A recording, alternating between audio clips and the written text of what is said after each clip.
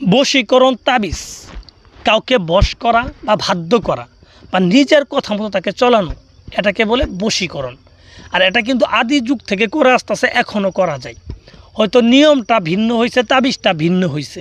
আগে মানুষের ইমান আমল বেশি ছিল, মানুষ ইসলামিক একটা আয়াত দিয়ে, কোরআন একটা আয়াত দিয়ে মানুষকে বশ করে ফেলছে, মানুষের ভালোবাসা পায়ে গেছে গা।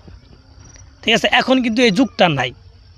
এখন মানুষ শিরকের মধ্যে আছে, মানুষের খাবারের ভিতরে ঝামেলা, মানুষের চলাফেরার ভিতরে ঝামেলা, সব কিছুতে ঝামেলা। এখন কিন্তু ওই ইসলামিক নিয়ম অনুযায়ী চলতেছে না। তাই কুফরি শিরকের মাধ্যমে মানুষকে আজকাল বশ করতে হয়। আসলে বশ করা বলতে কিন্তু এরকম না যে ওই লোকটা আমি যা বলবো তাই শুনবো, এটাকে যে বশ বলে তা না। একটা লোকের মনে প্রেম জাগ্রত করা, ভালোবাসা জাগ্রত করা কিন্তু একরকম বশ করা। ঠিক আছে, আর আমি যে তাবিজটা আলোচনা করতেছি, এই তাবিজটা দিয়ে আপনার চাইলে লোককে বাধ্য করা পাবেন। বাধ্য মানে আপনার তাকে যা বলবেন তাই শুনবো, বাবা চাইলে বশ করতে পারবেন। মানে তার জন্য, তার মনে আপনার জন্য ভালোবাসা হবে, সে আপনার কথা মতো চলবে, আপনি তাকে যা বলবেন তাই শুনবে, আপনি সারা দুনিয়াতে আর কোনো ব্যক্তিকে সে চোখে দেখবে না, এরকম আর কি তাবিজটা।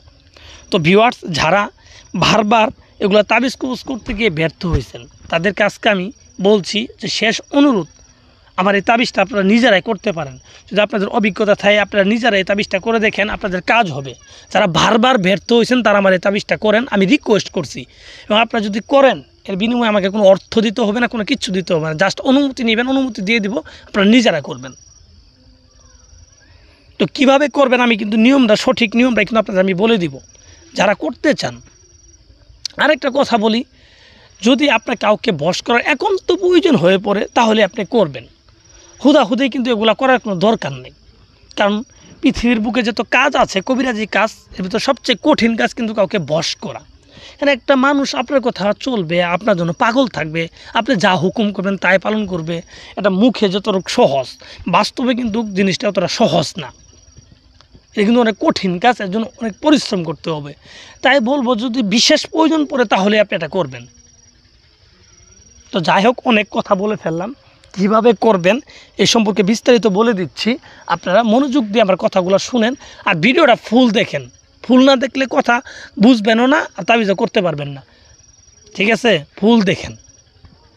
তো তাবিজটা যারা করতে চান, যার জন্য বশ করতে চান, প্রথমত তার একটা ছবি নেবেন, তার নাম, তার বাবার নাম, মায়ের নাম জেনে নেবেন। মেয়ের ক্ষেত্রে মায়ের নাম, ছেলের ক্ষেত্রে বাবার নাম, এই নামটা জেনে নেবেন। জেনে নেওয়ার পর জুমার দিন, জুমার নামাজের পর, ঠিক আছে, কবর থেকে একটু মাটি নিয়ে আসবেন। মাটি এনে একটা মূর্তি বানাবেন। মূর্তি বানায় এই ছবিটা মূর্তির পিছনে লাগাই দিবেন।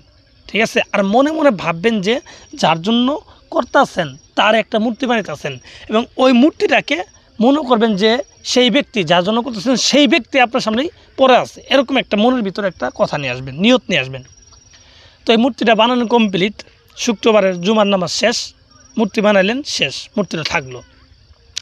থাকার পর এশার নামাজের পর, রাত্রে এশার নামাজের পর এই মূর্তিটাকে নিয়ে সোজা যাবেন, একটা শ্মশানে যাবেন। শ্মশানে গিয়ে যেখানে শ্মশানে চিতাটা পুরা, সেই জায়গায় বসবেন দক্ষিণ দিক মুখ করে। তো বসলেন, বসার পর এই মূর্তিটাকে সামনে রাখলেন। রাখার পরে মূর্তির গায়ে এই তাবিজটা সুন্দরভাবে লিখে দিবেন একটা কলম দিয়ে। ঠিক আছে, একটা কলম দিয়ে, সেই কলমটা হবে ডালিম গাছের ডাল কাটি কলম বানাবেন। ডালিম গাছের ডাল কাটি কলম বানাবেন, এবং কালি বানাবেন কি দিয়ে? কালি বানাবেন যে কোনো অবিবাহিত মেয়েদের মাসিকের রক্ত, ঠিক আছে, কোনো খানকি মানে বেশ্যা যারা পতিতালয় মেয়েদের বীর্য, এগুলো জোগাড় করে, ঠিক আছে, বা যদি নিজের বীর্য দিয়ে যান, নিজের বীর্য দিয়ে, ঠিক আছে, একটা কালি বানাবেন। নিজের বীর্য আর যে কোনো অবিবাহিত মেয়ের মাসিকের রক্ত, এই দুইটা মিশ্রিত করে ওর ভিতরে গোলাপ জল দিবেন, ঠিক আছে, জাফরান দিবেন, দিয়ে মিশ্রিত করবেন, এটা সুন্দর একটা কালি হবে, লাল টিকটিক করে। এই কালি দিয়ে ডালিম গাছের কলম, ডালিম গাছের ডাল কেটে কলম বানায়, সেই কলম দিয়ে মূর্তিটার গায়ে এই তাবিজটা সুন্দরভাবে লিখবেন।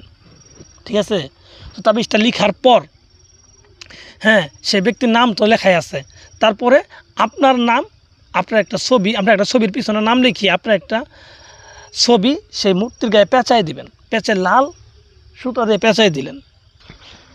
এই ছবি দিয়ে পেঁচায়ে পরে এই মূর্তিটাকে সেই শ্মশানেই আপনি দাফন করে দিবেন, মানে পুঁতে দিবেন। ঠিক আছে, 1 হাত পরিমাণ গর্ত করে এটা পুঁতে দিবেন। পুঁতে দিয়ে সোজা বাড়িতে চলে আসবেন। ঠিক আছে, আসার পরে 3টা দিন অপেক্ষা করবেন। 3টা দিন অপেক্ষা করার পরে দেখবেন সেই ব্যক্তি আপনার পায়ের কাছে হাজির হবে। আপনি যা হুকুম করবেন, হুকুমের গুলাম হইতে বাধ্য, চ্যালেঞ্জ